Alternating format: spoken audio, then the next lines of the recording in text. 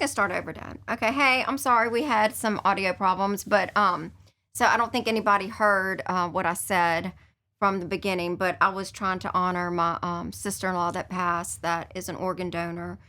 And I guess Dad, yeah, there's Melissa. She helped us with the Mamu show. But she's donating her organs and whatever they can get. But I do just say some prayers for her. Thank you. But now, welcome to the show, Wendy. Again. Thank you for having me. I appreciate it. I'm sorry for the little mess up. No problem. But anyways, the reason you have gotten 3 organ transplants, and you were telling us before we got shut off, tell us your story. Tell us how that all happened, and let's start over. So I was living a normal childhood, sickly, but not, I was catching lots of viruses. I was always sick with an ear infection, a sore throat, strep throat, the flu, kind of throughout my childhood and into high school. And we never really knew why I was getting all these infections. But fast forward to my senior year, I'm about to graduate high school and go on to college and live my life. And I started having stomach issues. And we noticed that the doctor, we had finally gone to see a gastroenterologist, and they did blood work, and my liver enzymes were very elevated. So they decided to do a liver biopsy. And I had a liver biopsy, and the results came back that I had a very rare, very progressive autoimmune liver disorder called primary sclerosing cholangitis. Basically, it's a narrowing of the bile ducts that gets clogged up by scar tissue. Oh, and it's a progressive disease. It doesn't get better. There is no cure. The cure for it is a liver transplant. Wow. So with that, the doctors had said one day I would need a liver transplant, and we did not know how fast or rapidly it would progress. So with that, I went on to college in Georgia, had my first year in college. Everything was fine, but I spent my summer with one of my college friends in St. Simon's Island in Georgia as this is crazy, athletic director of a day camp, which is funny because I am not athletic. Don't know how I got that job, but it was funny. I know. That's funny. It's really funny because I don't have an athletic part of my body. So, well, you're a dancer. But I'm not athletic. No. So anyway, I'm there and I'm helping the kids, and I noticed that my skin is just constantly itching. I developed something called pruritus, which is when your bile backs up in your liver, and it makes you itch like there's no other itch, but you can't scratch this itch. It was all over my body, and my roommate said, "Wendy, why are your eyeballs, whites of your eyes, yellow?" And I almost, self doesn't see self. Like I didn't see it in the mirror. And I was like, oh my gosh. So I went to a hospital in St. Simon's Island and had blood work, and my liver enzymes were through the roof. So I immediately, actually the doctor there called my parents, and they're like, your daughter's here in the emergency room. Her liver enzymes are through the roof. Y'all need to get here quick. So meanwhile, my parents were calling my doctors in Baton Rouge, and they were telling my parents, get to St. Simon's in Georgia and fly Wendy straight to Duke University Medical Center to see this specialist. So my parents came and got me, brought me there. I ended up having a very major surgery, not a transplant, but it was called a choledochoduodenostomy. Basically, they went in and made my common bile duct bigger than it needed to be so all the bile could excrete through my liver. Gosh. So that particular surgery held me for 20 years plus until I needed a life-saving liver transplant. Wow. I mean, those are some big words, too. I don't even know if I can say that. I never, and I've known you. Yes. And I didn't, off and on, especially when we were younger. Yeah. But, I didn't know it was all that. So when did you have to get the transplant? When did you start figuring that out, like your parents and you start figuring that out? I know. So you were married, yeah, right? I got married in 1994. And, I am divorced now, but my husband at the time, we had seen doctors and we'd gotten married, and the doctors let us know, Wendy will probably never be able to have children because of this progressive liver disease. We don't know if being pregnant and the hormones are going to send her into failure. We don't, there was no way of knowing. Yeah. And I was very healthy from the time we got married, with procedures along the way, for a few years. they would have to, do procedures and like ERCPs go down my throat and stent my bile ducts because the bile would get, clogged up by scar tissue, and I would get the jaundice and itchy, and I would have issues where I would vomit blood, and I would have to I had esophageal varices, and there was a lot of procedures that went into this. Finally, in around 1997, 1998, about almost 5 years into marriage, I was kind of steady and doing well with everything. And we asked the doctors one more time, is there any chance I'd ever be able to have a child? And they met and they were like, right now your numbers are really good. I say, if you're going to try. Now, again, we didn't know. If this was, I was going to carry to term. We didn't know anything. And it wasn't transplant now. Is then it was not what it is now. It was not as advanced as it is now. Yeah, and, absolutely. Just too many unknowns. Mm-hmm. So next thing I know, I am pregnant. I am at the doctor's office. I'm like freaking out. Like, I am pregnant. This has happened. And this sounds awful, but I always said, if I have one child, I want one boy. I did not want the drama of a girl. Too much for me. I'm a boy mom. Yes. Again, I don't play athletics, but my son doesn't either. So this is life. No, this is life. It's live and it's life. So anyway, so I was able to get pregnant. I had my son. Thank you, Jesus. I said I want one child, one girl, one child, boy. one boy. I had that. And I never thought I'd see that. And we had an ultrasound, and my first phone call was to my dad, who was not at the hospital. And I said, Dad, because I wanted to be the teller, because we didn't have any boys in our family. And my dad's like a sportsman, a duck hunter. And I said, my first call, I said, Dad, and he was like, what? I said, do you have an extra bed at the duck camp? We're having a boy. And he was like, I think he dropped the phone. He was like, what? So that was pretty exciting. So I called Luke my miracle child. So that was in 1998. We had Luke. Several years go on, and I'm fine. I'm in and out of the hospital with procedures, but I'm still doing okay. But finally, in 2007, I started declining. My liver numbers were elevated. I was, talking about throwing up blood and jaundice, having lots of procedures, lots of stents in my bile ducts. And the doctor said, it's time for you to be put on the liver transplant waiting list. Oh, wow. And that was at Ochsner in New Orleans. And here's the deal with transplant and organ donation. Yeah. You have to be sick enough to be on the list, but not too sick to receive a transplant, because you don't know when you're getting that call. They put you on that list, and you don't know if you're they tell you, we could call you in 6 days and have a perfect match for you. We could call you in 6 weeks, 6 months, or 6 years. Oh, wow. So you don't know. So they said, always have your phone on, which I always did. Be available. And then, so finally, I had several close calls where they called me and said, come down to Ochsner. We have a liver. And I went with my dad, and we sat in the waiting room for like 11 hours. There was someone else going into surgery that was ahead of me, and they needed a backup in case something had happened to that recipient. Maybe their blood pressure was too high, or they had a virus or fever and they couldn't be transplanted. They have to have somebody else waiting. Well, after 11 hours, the nurse called my phone and said, you're not getting a transplant. Oh my you need to go gosh, home. Wendy. So it was a silent ride home, got home. Then I waited almost 2 full years. And then finally in 2009, at 10 o'clock at night, I got a phone call. It was Ochsner. And they said, we have a liver for you. You're number one in Louisiana, and you're number one in Ochsner. And we have a liver.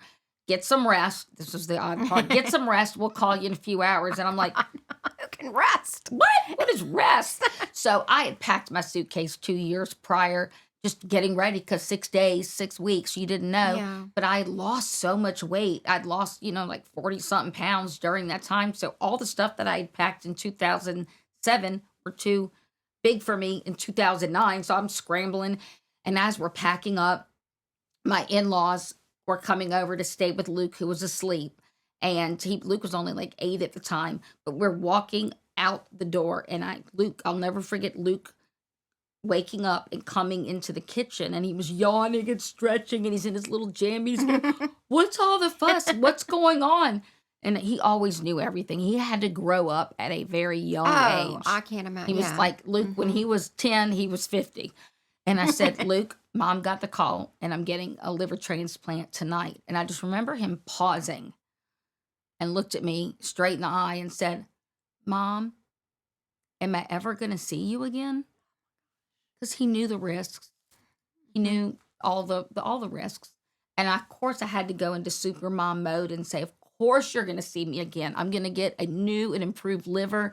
We're going to get to go do all the fun things that we've never been able to do. Yeah. I had to assure him that I was going to be fine. Of course.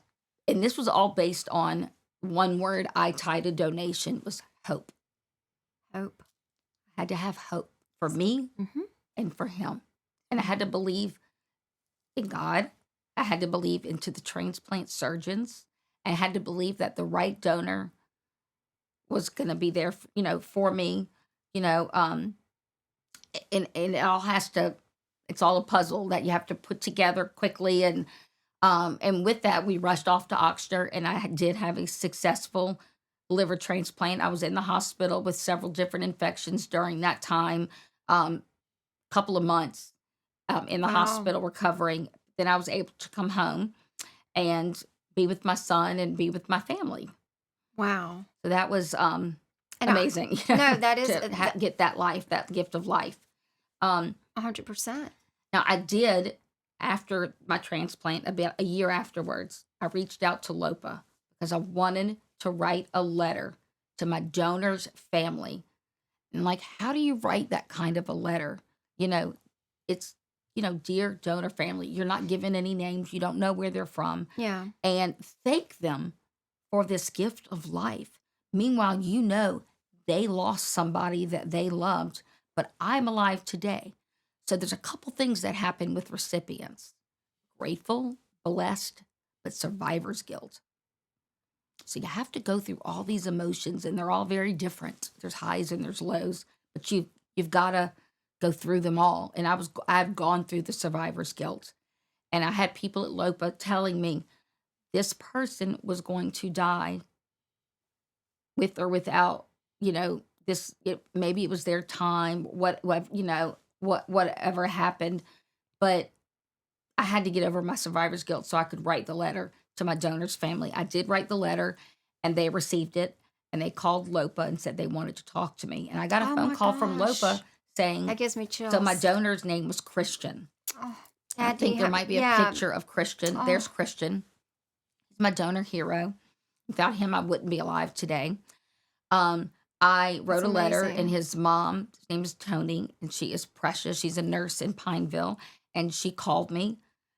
I had so many questions, and I'm like, are they appropriate to even ask? And she's like, you can ask me anything you want. I asked her so many crazy questions. What was his favorite color? What was his favorite? I started craving sour candy. Really? After the trade. Not that I didn't always like it, but it was like I needed sour Skittles and sour taffy. And I asked her, and she goes, he loved sour candy, Sour Patch Kids. And I'm like, this is weird. This is just weird. And his favorite color was purple. Well, my favorite color's always been purple, mainly because Donny Osmond wore purple socks. That's, I'm not gonna lie, this is the truth. But anyway, back in the day, yes. So I kept up a relationship. I went to go meet her in Lafayette, and Lori Steele with LOPA came with me, and I brought her purple roses, and had lunch with her. That's so nice. And got to know her and got to know a lot more about Christian. And that's, I'm gonna be honest with you. I would want that. Like if something happened, you want to know. And I think it's cool to know, because you're given such a gift, and like at your last moment when you die, you're given a gift of life. You cannot. That's like, I'm Catholic, so I'm thinking, well, I'm getting more points for heaven. Yeah. Talk up another point. So I'm donating all my organs, so maybe he can cross out some of the other. Are you listening? No, but you know what I'm saying? But that is such, no, really, it is a gift, because if why do I need them? And I know I told you earlier, until I heard about you, and we're going to bring Stormy on in a second, until and maybe I should bring you on now so we can talk. Wait, I want because we're going to go into the second time when she got another phone call. When she got another phone call, and we'll have to explain who Stormy is, in this whole picture. So Stormy is like our best friend. Both of our best friends. She lived next door to me. They danced together. And they were the big girls. Wait, what do you mean? Y'all were big girls. No, We're older. Because we're older. So we're y'all the big girls. Okay, so they back then that more was mature. okay to be the big girls. Okay. Oh, and Stormy let me know that she was the big girl. She was in charge. She ruled my life. Like, but anyway, if I was hanging out with Stormy, then you were hanging out with Stormy. And then when you were coming over, I knew you were going, so I was like totally like then making my way over. Then you sneak into the window. Yeah. Oh, yeah. Hey, we're not talking about that. During the day, just during the day. But anyways, we all go way back. I know we go way back. Many so years. and it's all good stuff. But anyways, Yes. Stormy, I remember she called me and said, "You need to start praying for Wendy. She's. I think you had like 72 hours to live. That was my the second. That was second your transplant. second. Yeah. So, and I Your second remember transplant. I don't remember. I know you told me about the first one, but I just remember whenever I was told those things, I was like, "Why am I not an organ?" And I changed it, donor. Changed it immediately, and then I didn't just change it immediately. I told other people because I was like, "You're such a you were always a vibrant." Singing, you were coming over to play. We were gonna have fun, Sing, dance, put we were on gonna shows, have, we were gonna have a entertain dance, we were families, gonna have a dance Absolutely. party. We were Oh, gonna, yeah. it was gonna be fun. swimming parties, You were whatever. and you were so full of life, and it was like, how in the world would she need this? Like, why? I mean, like, why? It made no sense. So I was like, well, I'm gonna donate my organs. This is ridiculous that I would. So I think a lot of people aren't educated. Where I wasn't.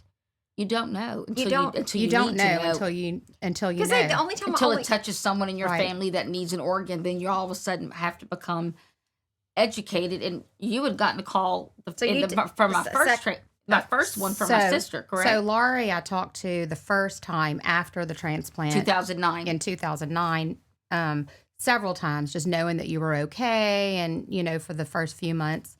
But then your dad called me the second time. The second time, which Yeah. we're about to Yeah. get into that. And I do remember the first time because you were like, "Oh my gosh, Wendy got no." I was like, "How did she get?" She's Right. because you were never an unhealthy person. You mean you just Yeah. weren't, and it was just like Because it didn't really hit me. I didn't know I had this autoimmune disorder Exactly. until I was a senior, and then I was off to college, so Right. Yeah. it wasn't in my life. In it high wasn't school like and our stuff. little young. You No. were just So yeah. So okay. So tell us about the second one, and then you can. I mean, what would Well, I Well, mean, yeah, you I'll tell move about to that, it. Yeah. and then you can pull in. Yeah. So fast forward 5 years. So Christian gave me my first gift of life. He added 5 extra years to my life, and without that gift, it wouldn't have gotten me to where I am today. So fast forward 5 years, I'm going through a divorce, and I've decided I don't want to live in the house what we lived in anymore. I wanted a new start. So I was building a new house, and Luke and I were in transition. But in the meantime, we had to move in with my parents because my new house was being built, and my other house was sold in 2 weeks, like gone. So I was like, I don't have anywhere to live. So we moved with my parents. And during that time with my parents, I was in total denial, but I knew something was wrong because I was noticing the whites of my eyes were jaundiced. So I would wear sunglasses. I would notice like I wasn't eating much, and I was like malnourished, and my hair was falling out. So I would wear a baseball cap. I was like literally always in disguise. I would wear big sweatshirts so my family could not see my weight loss.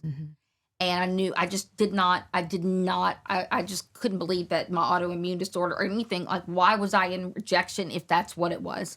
So finally, my family, we realized that we've talked, whatever. But by this time my house is built. We're starting to move in. I've got moving boxes everywhere, but I am sick. I am too sick. And I developed something called, so I was in liver rejection, but we hadn't officially seen the doctors yet, but I developed something called hepatic, which relates to the liver, brain encephalopathy. All the toxins from your brain, from your liver go to your brain, and you have like a brain fog. I could not make a sentence. I could not talk. I didn't know how to spell to text people. Yes. I was like alive, but kind of just comatose. Like, and you're so quick. Wendy's always Right. been. yeah, I was not quick. yeah. I could not answer a sentence. I couldn't. If I would have run bath water, I couldn't tell if it was hot or cold. Luke would have to come in there and go, this is too hot. I couldn't make any judgment calls. And when you were going through that, your friends, we were like, something's not right. Because I wasn't posting on social media. I wasn't You reaching weren't out. making sense when you did. It was odd. So People would call me, and I sometimes would or would not know how to answer the phone, or somebody would text me, and I didn't know how to spell. Yeah. Really? Yes. Yeah. A lot of times Luke would take the phone and have to answer for me. And my friend Luke was like, this is Luke. My mom cannot text. She cannot talk.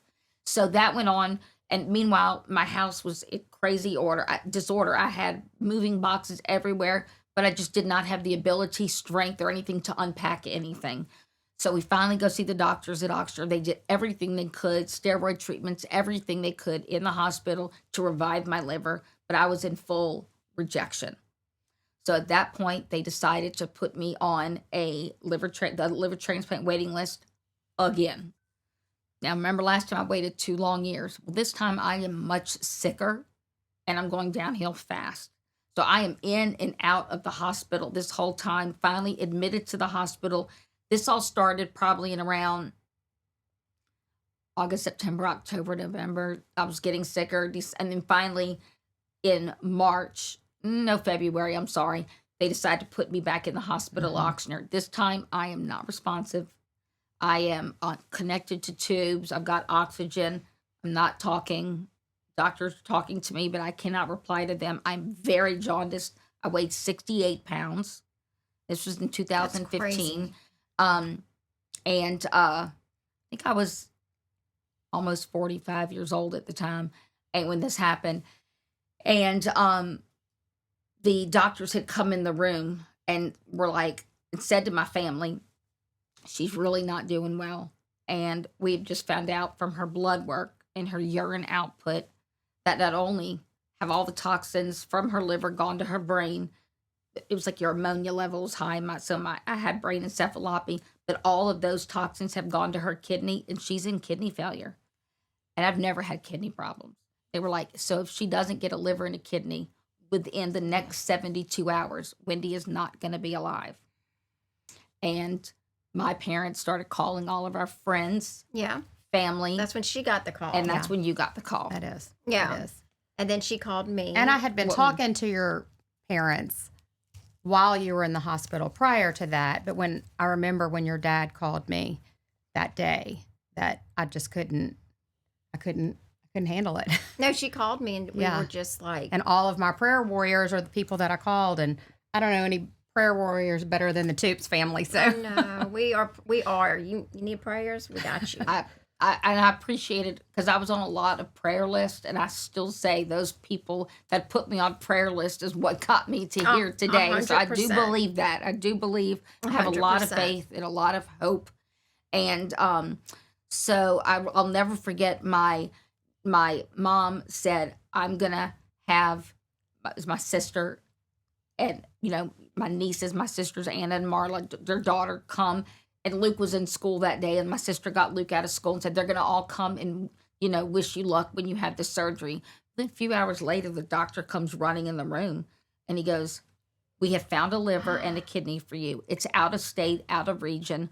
We're on the way to get it. And he starts feeling around my stomach, and my mom's like, what are you doing? He goes, the lady is a little bigger than Wendy. I was 68 pounds. Like, I was a child. I was like fifth grader. And we want to make sure that the liver and the kidney are going to fit in her body. And I'm like skin and bones. So he's on the phone with somebody holding the phone and he's feeling, yep, okay, I think it's going to work. All right, hangs up. And this was like 11 o'clock in the morning. And he tells my mom, we're heading out of state. They couldn't tell us where. It's all anonymous. And but if it's a go, if the liver and kidney are good, surgery will be tonight at 8 o'clock. So my mom said, I've got Luke and your nieces and your sister. Everybody's coming to wish you luck for surgery. I really couldn't talk, but I remembered thinking, they're not coming to wish me luck. They're coming to tell me goodbye. This is going to be my last goodbye with my son. So when everyone got there, and I could talk, but I didn't make sense. I couldn't make a complete sentence. I was pretty much begging my 2 nieces, make sure Luke goes to his first dance. Make sure Luke has a date. Make sure he knows to get a corsage make sure he has these first because I'm not going to be here. I leaned over to my sister Laurie and I said, "You're going to be his mom." And she was just like, "What?" And she was pointing out, he does have a dad, and I'm like, "Well, you're going to be his mom," because I was separated and going through a divorce, and anyway, they were all crying, and the doctors came in the room and they said, "It's time for surgery." And I gave my son, and my parents what I thought was my last goodbye. I did not think I'd survive surgery or anesthesia. I just didn't. I had hope, but I knew how sick I was. And I was whisked off to surgery, and about 11 hours later after surgery, which was about 11 hours, I was, on a ventilator. And I kind of remember my family around me, and it scared Luke because I was on a ventilator and I couldn't talk and I didn't look alive. And I was hanging on by a thread. And but I pulled through, and now as we're coming up on 9 years I know. because of this gift. And I just so you'll know, I have reached out to LOPA and written a letter to my new donor heroes family. They said their mother died a very tragic death and is not ready to meet any of the recipients. So what I do, so I've been volunteering for LOPA since 2008, a year before I was even transplanted. Wow. And I've been volunteering for them ever since. And I'm their chair of their foundation board, of the vice chair of their foundation board. And I love volunteering, public speaking, and spreading awareness and educating others about the gift of organ, eye, and tissue donation. So what I do to honor my donor heroes is to live life to the fullest. I live each day as if it's my last. I laugh a lot. I cry a lot. Whatever emotions are going on, I'm present. When I'm with any of my friends, I'm present and in the moment. I'm not, talking to someone else or I'm with that person, spending my time with that person because that time is special to me. Because that's what I can do to honor my donors. And I also think because you were so close to death, you know how precious life is. Yeah. And it is honoring your donors. It totally is honor. I mean, I think so. Absolutely. Totally. It's like living out You loud. have to. And I'll look, Wendy, I love when you post. And sometimes I don't get to go to the concerts that you get to go to, and I love watching. I feel I have the best time. I was like, Lindsay, I was like, oh my God. She was like, oh my God, she's living her best life. I said, I know, I'm so jealous. I my want to be with son is like on top of any kind of country concert tickets, and I love it. He'll buy the VIP package and tells me about it later. And and one of the concerts we're going to, like going to Shania Twain, and he goes, by the way, I bought this pass where she's gonna sing From This Moment, and we go on stage with her. And I was like, what? I don't want to go on stage. I want to sit here, like in the audience. And he's like, when we're in the front row, all of a sudden she starts that song, and they're coming to get us, and we're on stage with Shania Twain at the Smoothie King Center. Of course. I'm like, oh, but okay, guys. So this is why, I loved it when Wendy would come over because, I was kind of crazy, and then Wendy was so creative, and when we would just have the best time ever, and you haven't changed. If people, if from when you were little, you have not changed. Well, I used to impersonate, like Liza Minnelli. Liza Minnelli. I know. That's what I was saying. Liza Minnelli. Liza with a Z, not Lisa with an S. Yeah. I remember that. My whole life. I forgot about that. Oh my gosh, I remember that. Oh, my gosh, isn't that funny? And I would sing, and then Stormy would be like the dancer. I would be the dancer. She would be the dancer, and I would be the singer, and I would sing into a jump rope because we didn't have a microphone. That's right. Or a hairbrush, whatever was available. Yeah. Well, and I remember you being so, she'd come. I was like her little sister. Yeah, so I was bossy. She was bossy. She bossed me around. She'd be like, "You do not dance good enough to be in the dance show." And these dance shows we were putting on for your parents had to. Oh yeah. My parents when you would come to my house, Yes. I had that big living room upstairs, the Right. playroom. And we would force my parents up To there. come upstairs. And they're like, you've already had 3 shows today. Well, this is number 4. So We're sorry, we're doing it again. We're doing it again. We have different music this time. We just made up a dance. Yeah, I love it. But so you were always that way. I feel like. Yes. And you always live life the fullest. And I think you are honoring your donors. I mean, I think that's the best gift that you can. And do. that's literally what I try to do, and I give talks for LOPA and talk about organ donation, and talk to schools, to churches, you anybody. volunteer so much. I And I think what it's I amazing. have to do. No, but I think that because not everybody does that, and you you give. I see it. You give back so much. And I want to tell you this too. I remember that time we went to Mary Miller's, and that was right after her. Yeah, it's probably right in 2015 or 16. I think it was, and I was like, picking up soup from you were her that picking she up made soup. for me. Yeah. And you were gray. And you were living where were you living? In Mississippi. Yeah. Mississippi, because we had moved. And I was like, we have to make a road trip to go see Stormy. But you were, and I was like, when I left there, I was like, You called me. I remember you called me. no, and Yeah. I was like, oh my God, Stormy, she's so, I felt But- so, And I was probably this big. But you were so much better. you were so much You were. better. So Yeah, I was she better had- than I was. you- Yeah. at that point you were so much better. But And I was- you hadn't seen her. No, and I Right. was freaked out. Yeah. I Yeah. really freaked out. And I I was, mean, my face was drawn in. I mean, I probably was thinning and hair.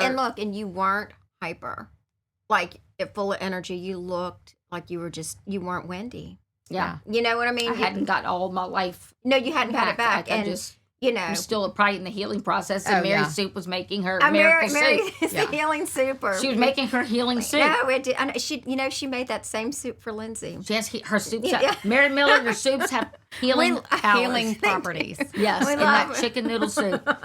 So tell us more about, I guess, Lopa more. So, And Lo- who can be a donor? Yeah, anybody. Tell that. Yeah. Who can be So, a donor? Lo- Yeah. For people that don't know, LOPA stands Yeah. for Louisiana Organ Procurement Agency. Yes. It is Louisiana statewide. Anyone can be a donor, but everything is taken on a case by case basis.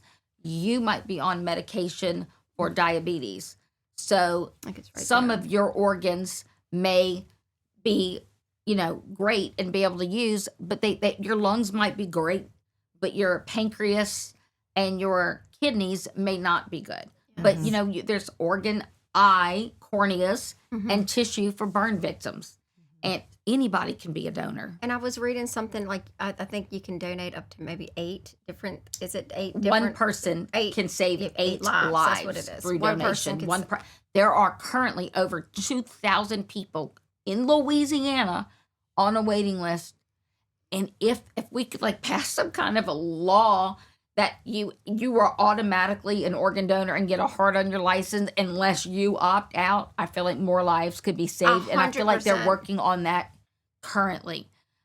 They should, because people just don't know. I just didn't know. When I was- Education yeah. is key. It If you is don't key. know, you don't. You cannot be informed if you don't know. You've got to learn the facts, and Absolutely. it's life saving. It's life changing. It changes your perspective on life, I and know, and I that's- just Bringing you that know. up. I love that. Well, and even when you went to St. James Place and talked, and so Yes, I all of remember the you saying elderly that. people that were there, and they asked the same question, they said, we can't be donors. I was like, everything's a case by case basis. Like Yes. even if your liver, your lungs, or kidneys aren't good, there's skin, there's cornea, but they could. Some of these, elderly people might have the heart of a champion. Right. But here's the thing: if let's say it's somebody that's 80 years old at St. James saying, "Well, I can't be a donor," you could not be a donor for someone maybe. It makes me sound like as young as me. I don't feel like I'm gonna be Because we're 55 in a young. month. But yeah, like We're young. yeah, we're young, young, Young at but heart. but they may be able to. Let's say there's somebody maybe in their late 60s or 70s that needs a heart, and the 80-year-old person that's dying, maybe their heart's it could go to someone that's older that could give them an extra few Perfect. years at life. Yeah, because you did tell me that about St. James Place. Now, Dad, I want you to bring up to where they do honor the donors. The donor remembrance, the path of remembrance. yes, that's coming up in that's April. coming up, and I think that's such a beautiful And thing. April is Organ Donation Awareness Month. Okay, The whole month of April. I love We that. have Blue and Green Day. We always encourage people to take pictures That's in blue why- and green. That's why we're in blue and green. And I'm not supportive. wearing blue, but I've got butterflies. Yeah, representing, butterflies, but I've got my we're butterflies everywhere. supporting. But the Path of Remembrance, you can get it anywhere in Louisiana. Okay. Lafayette, Monroe, Shreveport, Baton Rouge. They'll Yes. show the dates, the times. If you've got somebody that you would like to honor that has passed away, perhaps your sister-in-law, Yeah. you can go on this link and you can send in her name and her name will be at the Path of Remembrance in Baton Rouge at the Roar Life, and you can go there and you can release a butterfly in her honor. I love that. Mm-hmm. I do Yeah, love I do that. it every single year. I love that. I Yeah. really, really do. And so tell us about the fundraiser that y'all are having. Well, I am the chair of something, and I want to say it in the best Louisiana I way. got- So it's called. There's an old. It came out like out of Crowley years ago. It's like digging down to the southern roots, and it's called a fée dodo. Fée dodo. Good job. Dodo. That's good. Fée And dodo. but I decided to put a spin on it and call it a Fado Donate. Vote. So I love that. So we're calling it a Fado Donate. That's how they say it. So I do impersonations too. So they go, hey, Fado Donate. So this is going to be April 27th here in Baton Rouge at the Live Oak Arabian Arena. It is to celebrate life, to celebrate recipients, donor families, anybody that wants to come. People there, we've invited people. We have amazing sponsors on board that have never been part of the transplant world that are now learning about it, and we're educating them. And that evening we're going to have, a little education about it, talk about it, but we're here to celebrate life. We've got Absolutely. a great band, the Hayride Country Band. We've got, music, So fun, Yeah. dancing, living life to the fullest. And it's all the money, all the proceeds go to the LOPA Foundation. Love that. And the proceeds go to education and awareness. We want to we want to help underserved communities, people Yes. that don't know all the facts. Let's teach them the facts, Let's do it. and educate them. We're going to have dancing. We're going to have amazing barbecue. We're going to have Phil's Oyster Bar there with the big Pierrot full of I love shrimp and that. char grilling oysters. And we're going to pass a good time. Yeah. Yes, yeah. That's the plan. Yes, yeah. Yes, So yeah. We are. going. We would love for anyone that wants to click on this link. So buy anybody can go. Anybody. Anybody can So, go. Stormy, you can we buy should an go. I know, we're individual. going. We're you can going. buy an individual ticket for $100. Okay. Or you can buy a sponsorship starting at $1,200 to get a table of 10, all the way up. We have tons of great sponsorships still available, packages. But we would just love if you just want to buy an individual ticket for $100 and come be a part of this spectacular first ever LOPA Fado Donate. I love that. And we're going to go. We are going. I've We're got gonna it on kick my off our calendar. Good. boots. I got Get it your on my boots, calendar. get your cowboy hat, And I and we're love going my to pass a boots. good time. I know. So fun. I You saw know? you just got a new pair of boots. I love I did. Yes, I love did. that. I've got a few pair, but I saw, like the song, I posted it to. A girl's got to do what a girl's got to do. Absolutely. There was no choice. I had to buy them, No, good looking boots, though. So that's just kind of my story and how I live my life. And I have to have purpose. I like to have, they say to, make your mess your message your message. Yes. Yes. Yes. No, totally. Yes. And that's what I do. And I just want to honor any donor heroes family. My donor, first donor hero, Christian, had just turned 16, but he had learned about organ donation in school. I love that. And for that, he went and got a heart on his driver's license. We recently got a law passed called Allie's Law that requires like 20 minutes in every classroom to have an organ donation class to learn about it. So these kids that are about to go get about to go get their driver's license, know the facts. They've got the educated decision. Education is the key, and they get a heart on their license. So this is amazing, leaps and bounds from what it used to be No. years ago. It's true. And Wendy, because of you, I'm now an organ donor, and so are all my children. Oh. And that is my family, cousins. I have a big family, Oh, yeah. big family. And it touched my heart so much when you were sick, and it was just like we all have to do this. And it's good to think about other people, like when they're going through it, and be there for Because those it can happen to people. you, it can Phone happen to calls. anybody. It can happen to anybody. Anybody. It can happen to me. I It can never, happen to I anybody. never thought it would happen to me. No.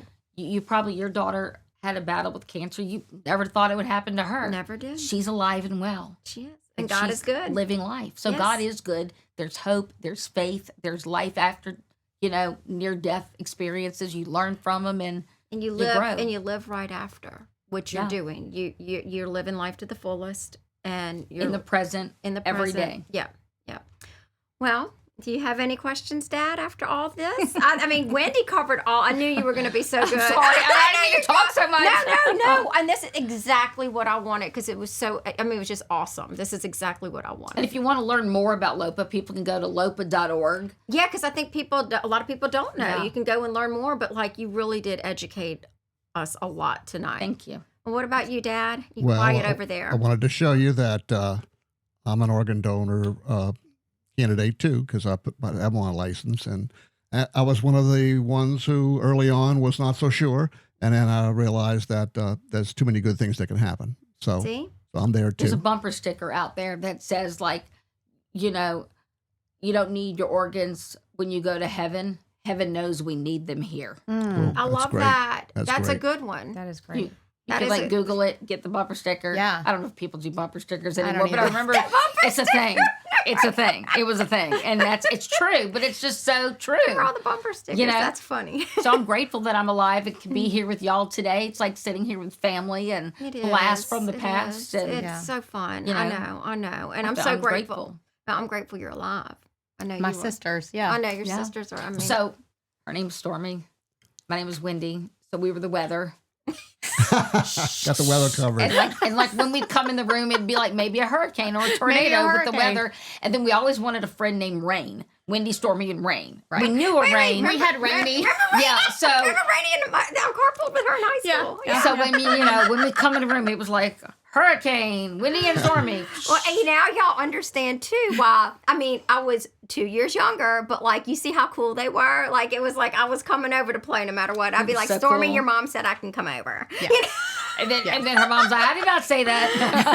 No, Martha had my back. She was Oh, yeah. like, she's playing with y'all. Yeah. Yeah, y'all are gonna include her. She can come over. Exactly. Absolutely. Exactly. Oh gosh. All right. Well, thank you so much for Thank you. coming. I really Thank do. y'all both for being here. Yeah. No. Thank Being you. like family Thank and you. You close took to time me. out your busy schedule. I know you're so busy. So I do appreciate you coming to do this. I And, wouldn't have missed it. I appreciate it. I feel honored you had me on. And this is Oh. such a great show, Isn't a it great fun? environment. It was great. It I really was. appreciate It it. was fun. It was Thank you, fun. weather ladies, for being on. And the weather Here ladies. tonight. Thanks for letting me like jump in and sit with you too. Absolutely. That's all No right. other way would have been Oh, appropriate. no, it wouldn't have been. It wouldn't have been No. the same. You had to come on. You had to be a Indeed. part of this. So thank you everybody for tuning in. Look, next week we have a remote guest coming in to talk about holistic dentistry for children. February is Children's Dentistry Month. So join us again next week when we cover an interesting topic again. Good night, everyone. Good night. Thank night. you.